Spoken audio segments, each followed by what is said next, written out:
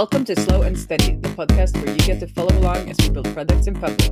Each episode gives you an honest peek into our lives as we share our struggles, our wins, and everything in between. I'm Benedicte, and I'm feeling annoyed. And I'm Benedikt. Today is September 2nd. This is episode number 228, and I'm feeling a little bit relieved. Those are quite opposite emotions. They are. So where do you want to start? Maybe let's talk about why you are annoyed, and then we can talk about why am I? Lots of things now. No, mainly I promised last time, right, that I would send out these emails to reconnect with people over the audio guide ID that we were working on back in 2006. I figured out 2016, 2006. Oh my God, I need to check my dates. That's like a 10 years difference. Though. It was that's only a slight. 16, wasn't it? It must have been. 2016. So, and it's just so hard. Like, it takes so much time, but not so much time in doing it, but just like procrastinating doing it.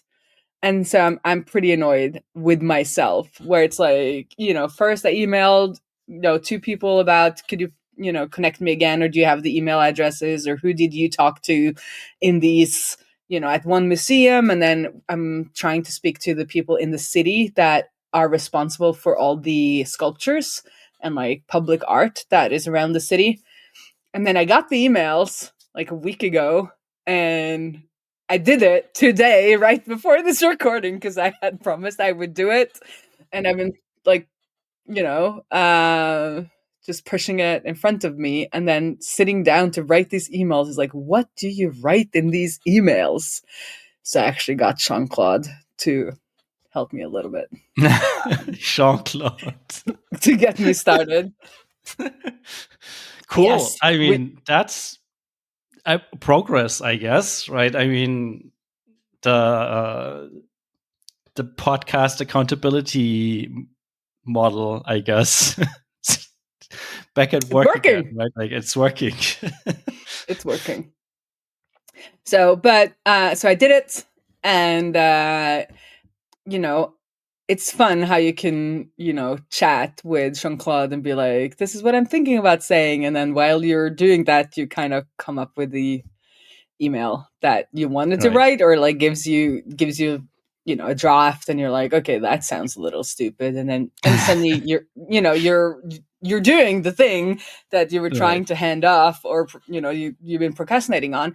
And I think I mentioned that last time, that I think that, that is the biggest productivity booster for me when it comes to AI, is that, you start on tasks that you otherwise would procrastinate on. Because I didn't think about that until today, that I could just ask, Jean-Claude to write the emails. And then I did. And then I rewrote them. And I got it done, right? It's like that, there's that trick when you can't decide between two things. You just ask someone else to make the decision. And then you don't blindly take that decision as yours. You judge your emotional reaction to it. And then you know what you would want, like what you wanted to choose. So if you like, have someone choose and they pick something, and then you're upset that they didn't pick the other one, then you know that you actually want the other one. So it sounds like you're kind of doing that. Like, let the AI write a version and then decide, that's totally not what I wanted to write. It's not what I wanted to write. I'm going to write. Then you know what you actually wanted to write. And I think it's helpful because I kind of described, what I wanted with the emails, and then I got something back, and it's like, well, that's not really what I wanted. Like, I wanted to be more open, because we haven't made this yet. So it's not a pitch. It's like, hey, let's talk about what you're doing today kind of thing, but also not pretending that I'm not trying to make something, because that, that's disingenuous as well. And like how to describe what we're making, because it's still unclear, right? It's unclear for us. It's unclear for everyone, because we're looking into the idea and we don't know exactly what we're making. So with that like ambiguity, it was fun to see like what came back. And then, as you said, my reaction to it is like, no, it's more like I want to focus on the location part more, at least now in the beginning. But that was fun. And that led me into writing the newsletter that I hadn't been wanting to write either, which I did completely without AI. So kudos to me for actually using my brain. And that's when I found, I had to look back at social media, and I found photos from when we launched, the demo, because we had a demo of this where we didn't really have a backend that people could upload, but like I could upload, and we generated something called Oslo Stories, Oslo that has stories from Oslo that is still live because it's a static site on Netlify. So it's been live then since 2016 without any intervention from me.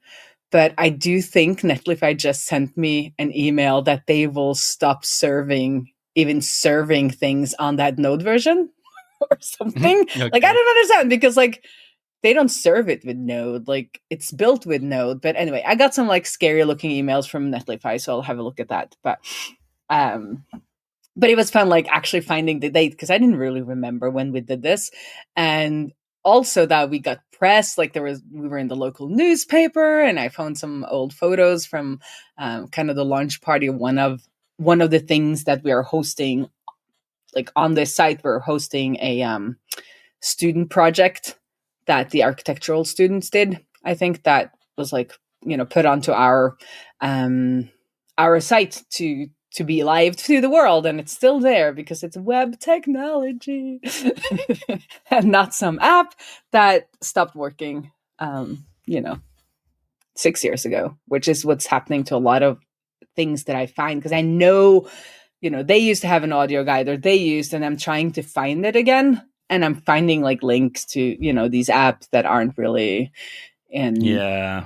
in business anymore, or SoundCloud links that are broken, or that kind of thing. So, anywho, it was a trip down memory lane. So that's what I did right before coming on to this recording, and I look so young and cute. Yeah, that's the hard part about looking at photos from back then.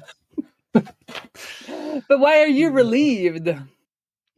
I am relieved because after 6 months of scratching my head on and off for every so often, like we had a problem with. Well, just explain what it was. We had a customer.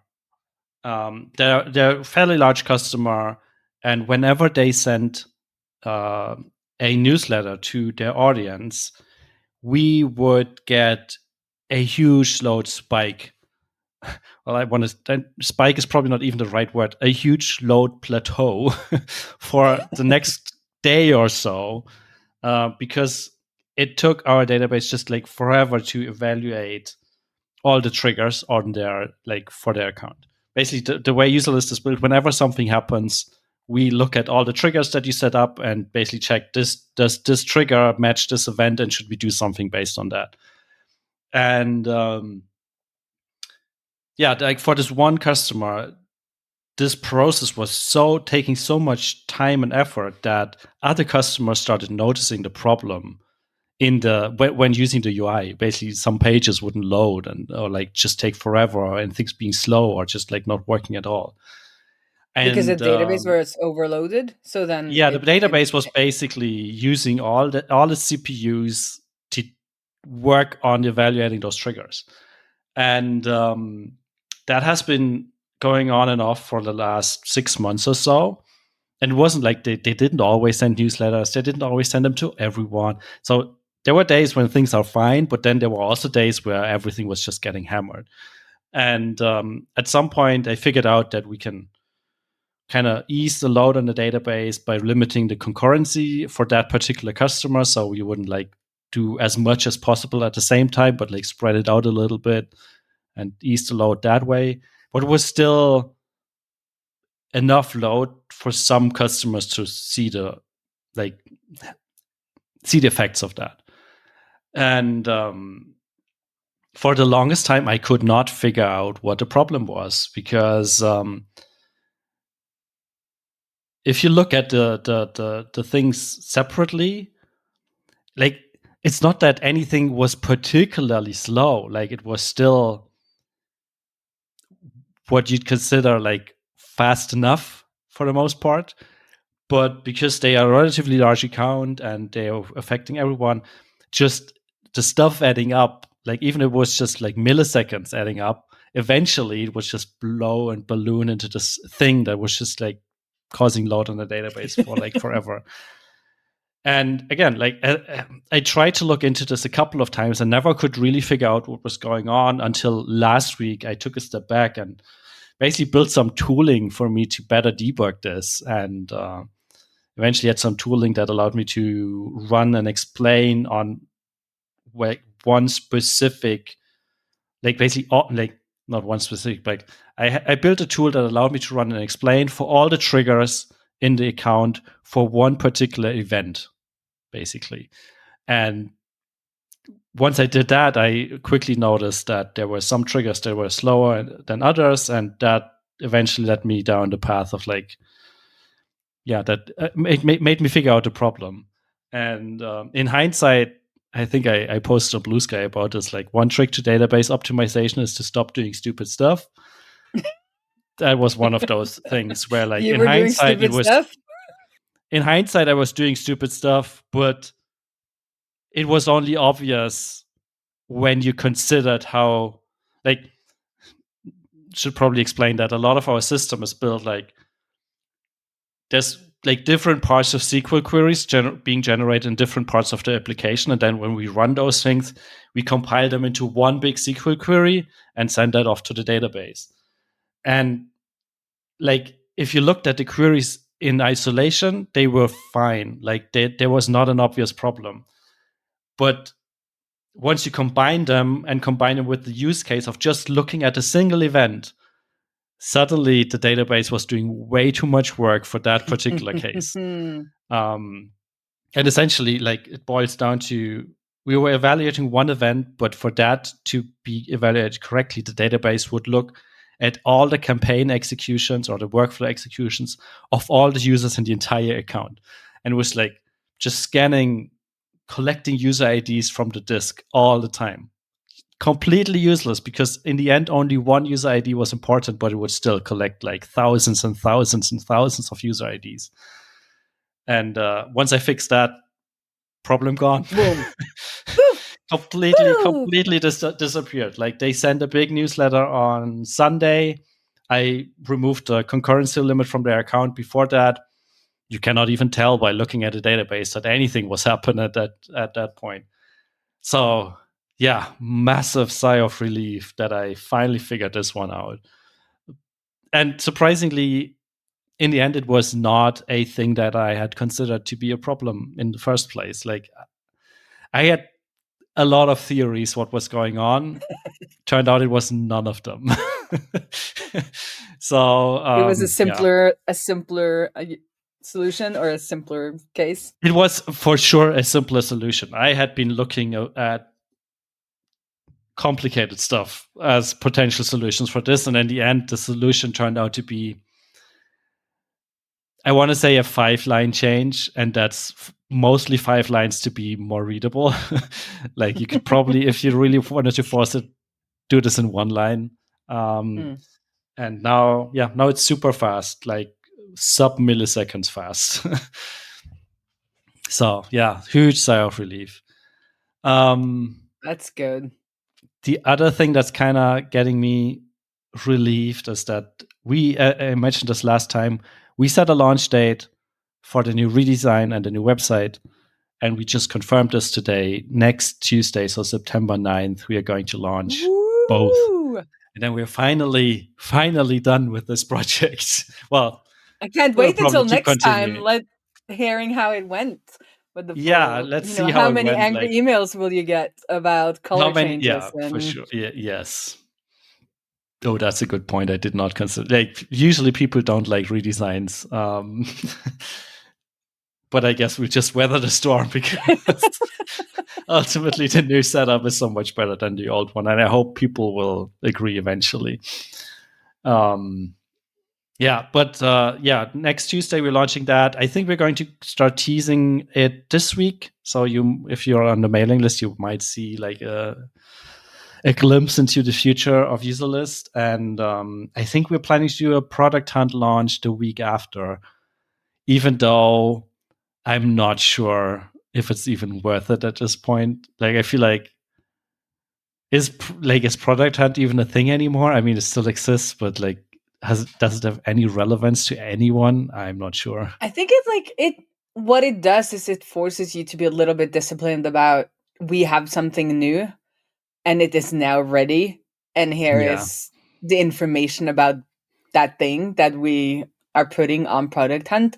And maybe it, could have been a blog post or yeah, a but it's that I don't know, something about that goal of like being able to fill all of those boxes that are in the Product Hunt kind of form that to allow you to upload your thing makes you focused in a way that is hard to get with software because it's never done. So true. it's a way of Yeah, saying like, oh, it's now, off the assembly line and we can show off this thing that we yeah, made. yeah. It kind of gives you that. So I don't think you get new customers or that much from the actual listing or like, but you have something to talk about and it's like a point in time. It's kind of like these Yeah, launch weeks that people right. like some companies have where they just say like this is our launch week, and if you look at it often they are launching features that have been live for 4 months Yeah, it's in just their like more launch like a week. public announcement type of thing. Yeah, Yeah, but it's like, okay, this is our week. Like, you can bundle it up where it's like it's a you make a point in buzz for a time, couple of or days, right? it's Yeah, it's a thing. And I think that is helpful for like marketing or PR perspective that you can like tie it to something. yeah, yeah. I We were on and off about like doing the Product Hunt thing at all, like, but ultimately we decided like doing it is still better than not doing it, even if the results are not that great. But whatever, like if we don't do anything, then we for sure not get any signups from this, or like not get in front of people. So doing it is probably still better than not doing it. But I guess we don't have high expectations for it. Other than the only thing I'm expecting is like annoying cold outreach on Product Hunt and Twitter. Yeah, did you want 1,000 votes? Like I can give you 10,000 votes for $2 or Yeah, whatever yeah. is Or the like going right now. I upvoted your startup. Will you please upvote my launch next week and stuff like that? Mm-hmm. Yeah. Mm-hmm. Yeah. But I also do think like I've seen tech journalists still follow kind of what is being like they have a look. So it's also like Right. this place where people go to see like what is happening, like if they don't have anything to write about or if they, just want to see Right. kind of what's new. And now it just got me thinking that maybe it feeds AI. Like maybe this is Probably. these are the resources that Jean-Claude and Chat are being trained on. Right. Yeah. I was just saying the other cold email that comes a week after the Product Hunt launch is, hey, we want to feature you on our TV show. Every single time we got that same email. And at first you're like, wow, like TV show, what? Cool. And then you read into the details and they want like 10K or something like that up front to feature you in a shitty TV show that runs in the middle of the night and no one watches. Or like we'll put you on our top 5 email list blog post Right. article. Something like that. Yeah. Yeah. And you're like, I'm never trusting a top 5 anything ever again. For sure. Oh yeah. Yep. But I also have So like a milestone because I published my MCP server as an NPM nice. package with like documentation. So if you go on NPM now, it will tell you how to get um, the Outseta MCP package or server, I mean, Hmm. into Claude Desktop or Cursor, or I didn't include it because I haven't used it, but I guess ChatGTP has a desktop client as well, but it's like basically the same setup for all of them. And it will download it from NPM and run it locally on your machine if you have the required Nice. setup, that is. And it's a lot of fun. So if you have an Outseta account, you can set this up and then you can ask it to create plans for you or give you some analytics on your accounts or create email lists actually and sign people up for your email list, which you only can do if they give an explicit consent. Obviously. Obviously, and other tasks. And I find like I think I said that last time, but it is it is really nice actually.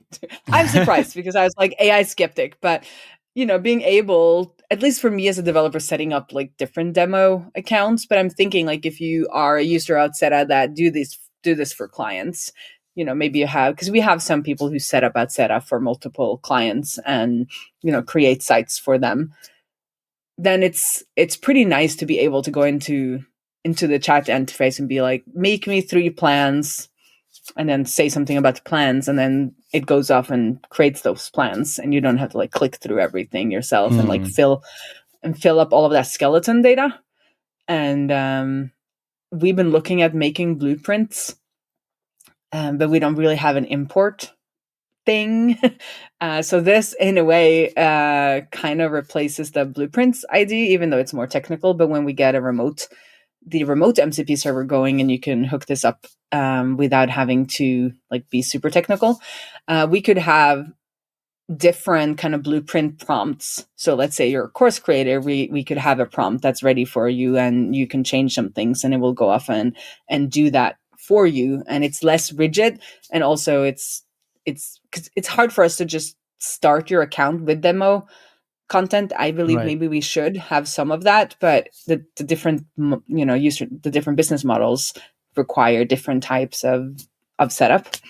So I think this could be a fun way to at least give people the option to be like, oh, I'm starting a course business. Okay, so I'll use this prompt, and we can like the AI can fill in the things most people need, like a newsletter, 3 plans, some custom fields, and it can just like poof, poof, that's pretty nice.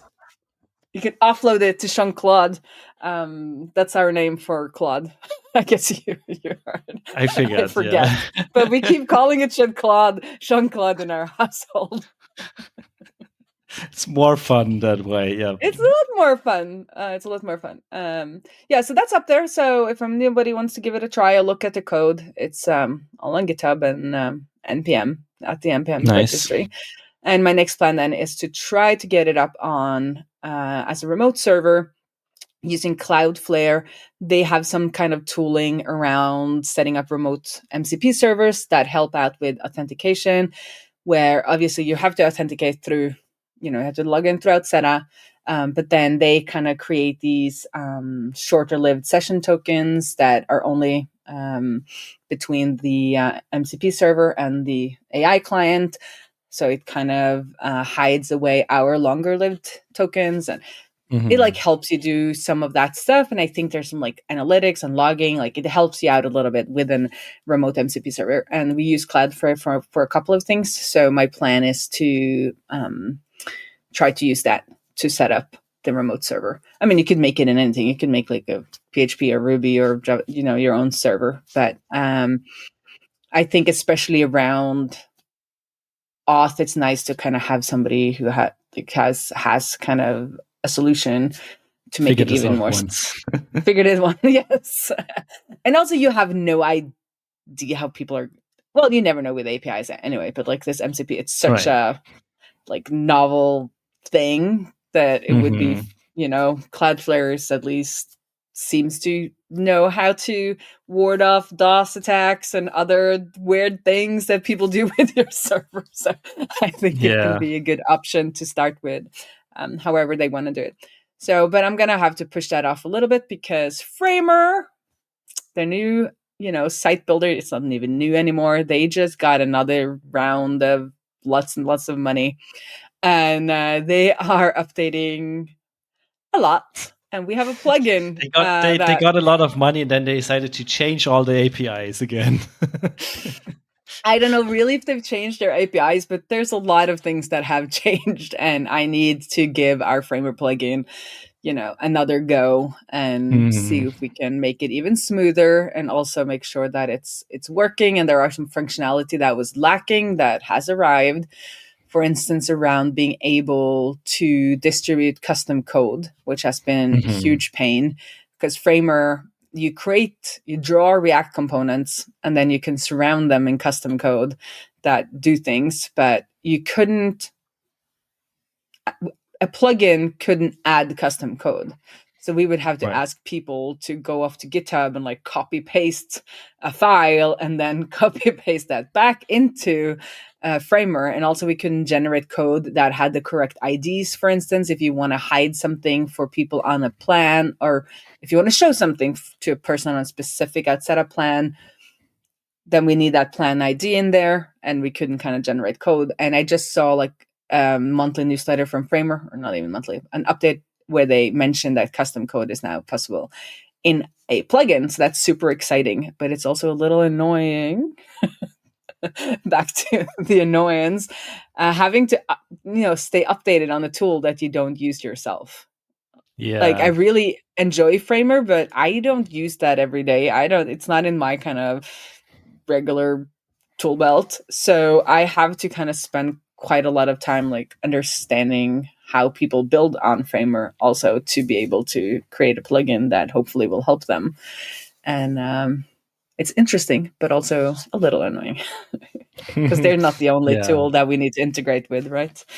That's the problem with integrations, right? Like, sound like a quick win to like get customers and everything, and they might be initially, but then maintaining them is a pain. Like, so much work, and you're lucky if the integrations updates are just like backwards compatible, and maybe you don't support the new stuff, but the old stuff doesn't break. But some stuff, and I'm not looking at anything from Meta at all, where stuff just changes like from week to another, like 1 week to the other. Stuff's completely different. At least that's what it feels like sometimes. Yeah, Yeah, and also, you kind of feel the people using the one tool feels like, they're the only tool you're integrating with. right. Yeah, yeah, sure. Um, so it's like it's a hard conversation sometimes, both in support and in sales, to be, well, like it's such an easy thing, and it's like, well, we have Yeah, many other tools that we need to integrate with, and also like some of our scripts were made for another type or another style of building sites, and right. this style of building sites is completely different, and we are not built specifically for this tool. It's a marketing conundrum and a sales conundrum. Yep, for sure. Yep. But it's bringing in customers, at least. That's good. That's the Yeah. If you build an integration that can do that, that's worth something, I guess. Yeah, I just had a call with a guy who was actually visited him. He was in Oslo, which was kind of fun. Nice. I was like, yeah, I'll have a coffee with you. I just Hands-on customer support. hands on, and he found Outseta through Framer, and he was like, Nice. this is the solution to all my dreams. Awesome. And you get to get some coffee. And I got free coffee, which is always Oh, good. that's No, free but it was coffee. fun to have. But it was fun to have a just meet somebody in Oslo who'd found Outseta, like not through me, but through Framer, and I guess chatting with. No, he was chatting with ChatGPT about login for Framer, and then they were like, "This is a solution for login for Framer." And Nice. that's how we So found cool. Outseta. That is really cool. Hmm. Total side note: what do people say in Germany when they say they've chatted with ChatGPT? I don't know, because I'm not like, that's not something I talk with people about in German. No, because I have so many friends who are not in tech, like an artist, and he was like, "Yeah, I asked Chat about that. I asked Chat about that." He just calls it Chat. Huh. And I heard more and more people are like, yeah, I had a, because if you're talking in Norwegian, obviously you don't use chat for the worst talk or chat. So they will say like, I talked to chat, or I asked chat about that. And he's like, ask chat about that. And people are just using chat. And I had to be like the old person. I'm like, do you mean chat GPT? And he was like, yes. And I was like, why don't you use Jean Claude? And then he was like, what the heck? Okay. So yeah. Yeah. Okay. Interesting. Yeah. I cannot tell you, because that's not a type of conversation I'm having these days, which says a lot about how many times I get out of the house and talk to other people. Because I feel like this like kind of the AI realm we're in now, it's the first time I've felt that people who are not in tech has had a lot more to do with it than me. You know, apps, I made apps, like websites, I can make websites, other, you know, kind of things like podcasting. We're podcasting, right? I can make video, like I can do all of this digital stuff, but I didn't start using, you know, chat or Jean-Claude before way after my friends did, who are totally not into tech at all. Like this one guy is an artist, my other friend is a nurse, and they kept talking to me about it in the way that I would say Google, right? Like, instead of saying I Googled that, they were like, I asked chat. And I'm like, why do you trust chat? You know, I was like the really like the gray beard or gray haired, I guess, because I don't have beard. Well, I'm getting some, but because I'm that old. But I was the one who were like, really though, do we want to ask chat about that? And I'm like slowly catching up a little bit. So it's been interesting. So either it's just because I'm getting older, or just because this has like gotten into kind of non-tech hands much faster than I had imagined. I guess the barrier of entry is like super low at this point, right? I feel like with Google it was also pretty low, but it was still like Googling was still a skill, right? Like you still had to kind of figure out what type of words to enter there to get a good result, because like not every, I guess it's better these days, but like in the early days you couldn't just enter a question and get an answer. It was like you had picked like the keywords and stuff like that. And I guess with this, you can literally enter anything and get something back. Not necessarily the right thing or a good thing, but at least something that looks convincing. And that's what's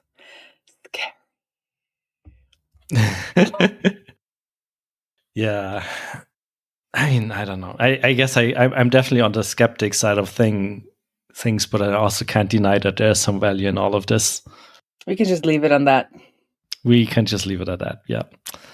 But I would love to hear what you say in your language, you know, dear listener, if you have any fun, if there's any fun vocabulary around this that has sprung up in your non-tech tech friends. Yeah. Because I hope you have some non-tech friends. Yeah. I have some non-tech friends, but luckily this is not stuff we talk about. Well, okay. Anyways. Good on you. Have a good one, and talk to you in 2 weeks. See you around the interwebs. Bye-bye. Bye.